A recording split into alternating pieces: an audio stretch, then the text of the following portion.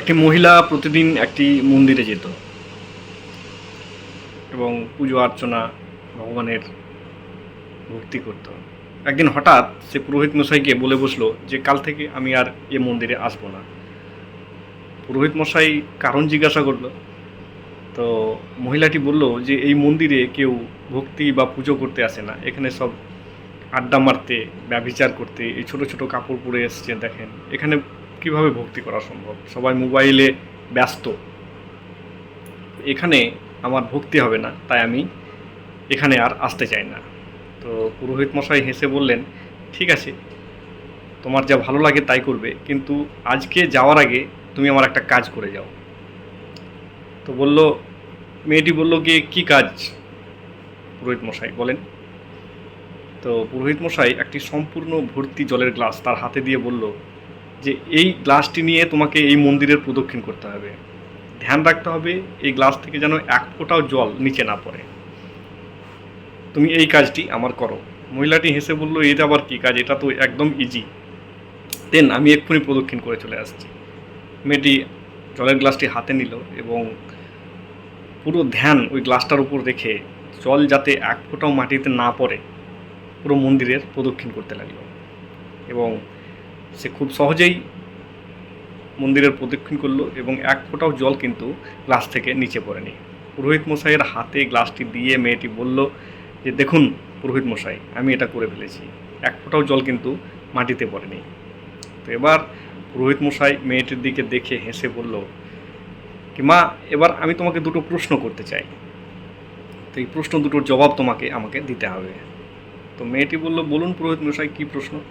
তো এই চালের গ্লাসটি নিয়ে যখন তুমি ঘুরছিলে তখন কে কি বলছিল সেটা কি তুমি শুনতে পেয়েছো? তো বললো, না পুরোহিত মশাই, আমার সম্পূর্ণ ধ্যান এই গ্লাসটির উপরে ছিল যাতে জল না পড়ে যায়, সেই জন্য আমি কে কি বলছে এসব আর শুনতে পাইনি।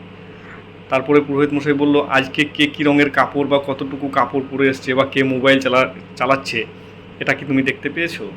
তো মেয়েটি বলল, আরে পুরোহিত মশাই, আমার ধ্যানটা একবারেই পুরো সম্পূর্ণ মনোযোগটা একবারেই গ্লাসের উপর ছিল, গ্লাস থেকে যাতে জলটা না পড়ে, সেই জন্য আমি কিছুই দেখতে পাইনি বা অবজার্ভ করতে পারিনি।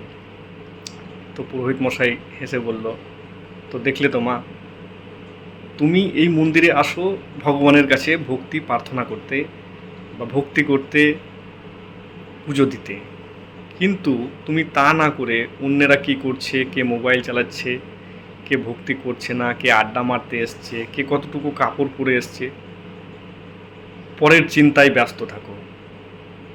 তা না করে তুমি তোমার সম্পূর্ণ ধ্যান যদি ভক্তিভাবে ভগবানের কাছে লেগে থাকো বা ভগবানের পুজোয় লেগে থাকো বা ভগবানের ধ্যানেই বসে থাকো, তাই তোমার ভক্তি অবশ্যই হবে।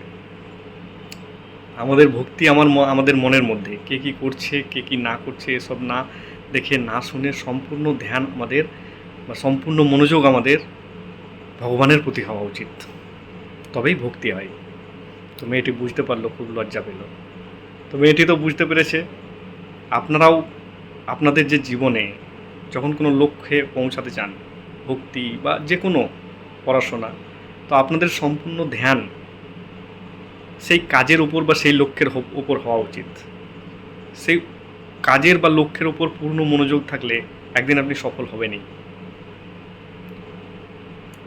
আর এটাই হচ্ছে সফলতার চাবিকাঠি, যে সম্পূর্ণ মনোযোগ। যখন কোনো বিদ্যার্থী বলে যে পড়া হচ্ছে না না, সম্পূর্ণ মনোযোগ ওই পড়ার ওপর নেই, সম্পূর্ণ মনোযোগ যদি হয় তাহলে নিশ্চয়ই ও সাকসেসফুল হবে।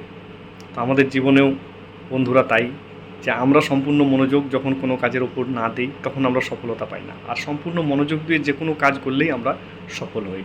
তো আশা করি আপনাদের ভিডিওটি ভালো লাগবে। ভালো লাগলে চ্যানেলটিকে লাইক, শেয়ার, কমেন্ট করবেন আর সাবস্ক্রাইব করতে ভুলবেন না। আজকের মতো এখানেই শেষ করছি। বিমল চ্যাটার্জির নমস্কার।